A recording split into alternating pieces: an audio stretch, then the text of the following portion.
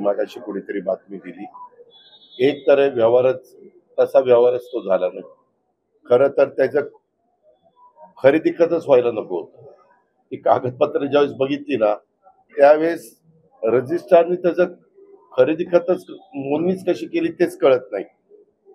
अशा बऱ्याच गोष्टी आहेत.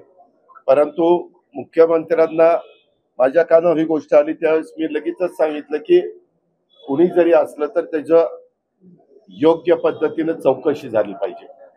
कारण मला पण गेल्या 35 वर्षाच्या राजकीय जीवनामध्ये अनेकदा आरोप झाले. आरोप सिद्ध तर झालेच नाही, पण माझी बदनामी प्रचंड झाली.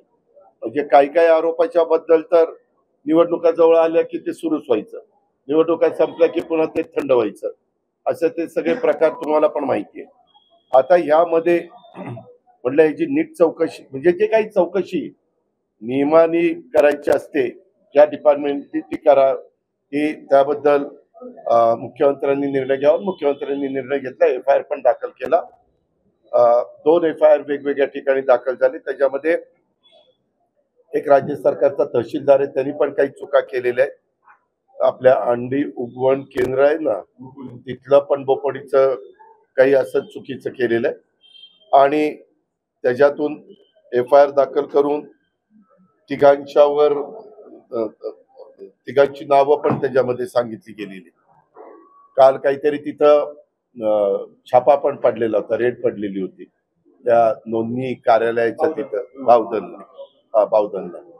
तर ते त्यांच्या पद्धतीनं कामाला लागले आणि मला वाटतं ऍडिशनल चीफ सेक्रेटरी रेव्हेन्यू आपले पुणे विभागीय आयुक्त, महसूल आयुक्त, जिल्हाधिकारी, नंतर जमावबंदी आयुक्त, जॉईंट असे IGR, ते असे वेगवेगळे लोकांची कमिटी केलेली आहे आणि त्यांना 1 महिन्याची काहीतरी मुदत दिलेली आहे आणि काय त्यांनी तपासायचं हेही सांगितलेलं आहे.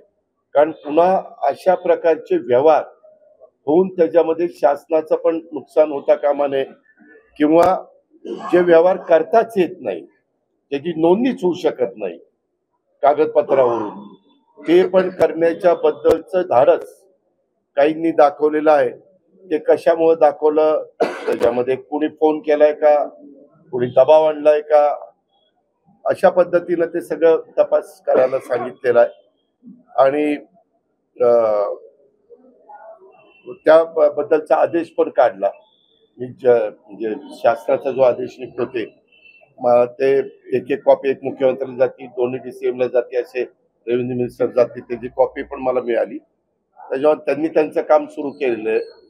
आता आपल्याला त्याची चौकशी झाल्यावर वस्तुस्थिती कळेल.